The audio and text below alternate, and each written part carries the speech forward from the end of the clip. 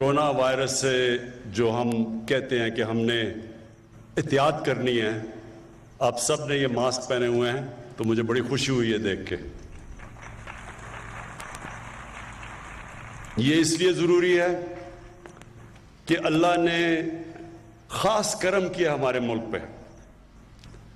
آپ اگر دنیا میں دیکھیں کرونا کی وائرس کی وجہ سے، اور خاص طور پہ کرونا وائرس سے بچنے کے لیے جو لاک ڈاؤن ہے اس کی وجہ سے جو دنیا میں تباہی مچی ہے، اللہ نے ہمارے ملک پہ خاص کرم کیا۔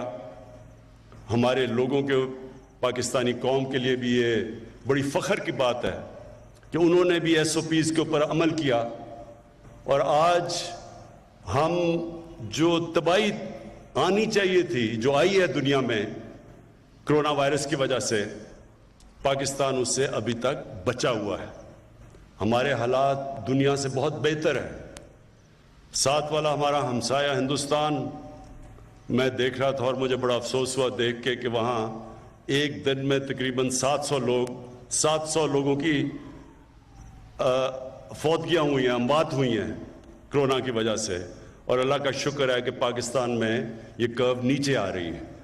تو میں اپنی قوم کو آج اس اوکیزن سے بھی کہنا چاہتا ہوں، بہت ضروری ہے کہ جو قربانی کی عید اب آ رہی ہے اس میں ہم سب احتیاط کریں۔ میں نے ایڈمنسٹریشن کو بڑے سختی سے کہا ہے کہ SOPs کے اوپر عمل کرنا ہے ہم نے، کہ اللہ نے اگر ہمارے پہ کرم کیا ہے تو ہم اس کا شکر ادا کریں، SOPs پہ عمل کر کے اور احتیاط کر کے، کیونکہ اللہ کہتا ہے کہ میرے سے دعا تب مانگو پہلے خود کوشش کرو، احتیاط کرو۔ تو انشاءاللہ اگر ہم نے قربانی کی عید پہ احتیاط کی جو ہم نے پچھلی عید میں نہیں کی تھی، تو انشاءاللہ ہم اس بہت بڑے امتحان سے نکل جائیں گے۔ اب جس مقصد سے میں یہاں آیا ہوں، دیکھیں یہ جو آپ سب طالب علم بیٹھے ہوئے ہیں، آپ کو سمجھنا چاہیے کہ یہ آپ کے مستقبل کے لیے اب ہے۔ ہمارے ملک میں بدقسمتی سے ہم نے کبھی پرواہ نہیں کی، جس طرح ہم نے اپنے جنگلات کو کاٹا، جس طرح ہم نے آہستہ آہستہ جو اللہ نے نعمتیں بخشی تھیں پاکستان کو، ان کی ہم نے قدر نہیں کی۔ ہم نے جو فارسٹ کور، جو جنگلات کا ہر ملک میں کور ہونا چاہیے، پاکستان بدقسمتی سے وہ ملک ہے جس میں تقریباً دنیا میں سب سے کم جنگلات بچ گئے۔ ہمارے جو انگریز کے زمانے کے بھی جنگل چھوڑے گئے تھے، جس طرح کندیاں میاں والی میں ایک بہت بڑا جنگل تھا، چھانگا مانگا ہم نے بڑا جنگل تھا، اور بھی چیچا وطنی بڑے بڑے جنگل تھے۔ ہم نے آزادی کے بعد بجائے اور جنگلات پاکستان میں اگانے کے، ہم نے ان جنگلات کو بھی صفایا کر دیا، اور اس کا بہت نقصان ہوگا آگے جا کے اپنی قوم کو اگر ہم نے اپنے جنگلات مزید نہ اگائے، اور جو ہمارے ہرے علاقے ہیں جو نیشنل پارکس ہیں ان کو مزید اور نہ بڑھایا۔ تو سب سے پہلے تو میں یہ کہوں کہ پاکستان آزادی سے اب تک 30 نیشنل پارک تھی پاکستان میں۔ آزادی سے اب تک ہم نے اپنے دور میں 9 نئے نیشنل پارکس ڈکلیئر کیے ہیں، اور صرف نیشنل پارک، اور یہ ضروری آپ کے لیے سمجھنا اس لیے کہ نیشنل پارکس ہوتے ہیں جو ہم اپنے جنگلات کو بچا لیں، ادھر پھر جانور بھی بچ جاتے ہیں، ادھر پھر موقع ملتا ہے ہمیں دیکھنے کا، ٹورزم کا، جا کے دیکھنے کا، اپنی جو ماحولیات ہے اس کا بھی دھیان رکھنے کا، کیونکہ جو جنگلات ہوا صاف کرتے ہیں، اور اس کی وجہ سے جو گلوبل وارمنگ دنیا میں جو موسم گرم ہو رہا ہے وہ بھی اس سے بھی بچ جاتے ہیں جتنے آپ اپنے ملک میں درخت اگائیں۔ تو ہم نے سب سے پہلے تو فیصلہ کیا کہ 9 مزید نیشنل پارکس ہم نے ڈکلیئر کر دیے ہیں، تو اور انشاءاللہ اس کو مزید بڑھاتے رہیں گے۔ اس کے بعد اب تک جو ہم نے فیصلہ کیا تھا کہ ہم نے پاکستان میں 10 ارب درخت اگانے ہیں، ابھی 2 سال تک ہم نے 30 کروڑ درخت اگائے ہیں۔ اور 30 کروڑ درخت اگاتے ہوئے ہم نے نرسریز بنائی ہیں. یعنی جب نئے آپ جنگلات اگاتے ہیں تو آپ کو درختوں کی نرسریز چاہیے. تو ابھی جو ہماری نرسریز میں درخت ہیں انشاءاللہ اگلی جون تک پاکستان میں ہم 1 ارب درخت اگا چکیں گے.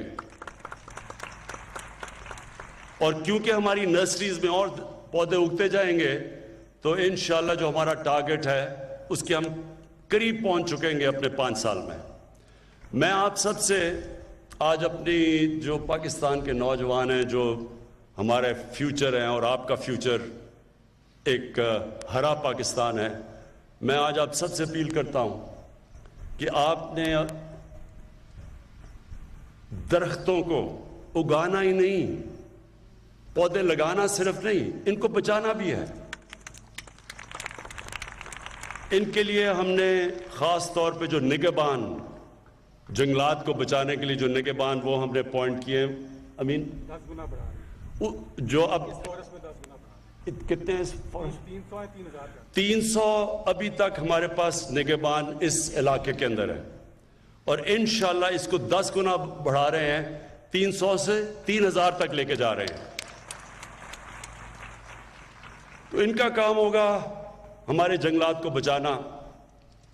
آپ کو پتہ ہے کہ ہم جب سب سے آسان طریقہ جنگل اگانے کا یہ ہے کہ ہم ایک علاقے کے اندر جو چھوٹے پودے، جب یہ درختوں سے جب گرتا ہے بیج اور یہ جو پودے اگتے ہیں، تو سب سے آسان طریقہ ہوتا ہے ان کو بچانا. ان کو 3 طرح بچانا پڑتا ہے. ایک آگ سے، چھوٹے پودے مرتے ہیں، بڑے درخت نہیں مرتے آگ سے، چھوٹے پودے مرتے ہیں. تو ایک تو یہ نگہبان کی ذمہ داری ہوگی ان کو آگ سے بچانا. دوسری جانور، ایک جانور ہوتا ہے جس کو سے کہتے ہیں، انگریزی میں پوکیوپائن کہتے ہیں، وہ بھی چھوٹے پودے مار دیتا ہے. اور پھر جب بکریاں آتی ہیں جنگل میں تو وہ بھی چھوٹے پودے کھا جاتی ہیں. تو ایک ان سے، جانوروں سے بچانا ہے. اور تیسری چیز انسانوں سے بچانا ہے.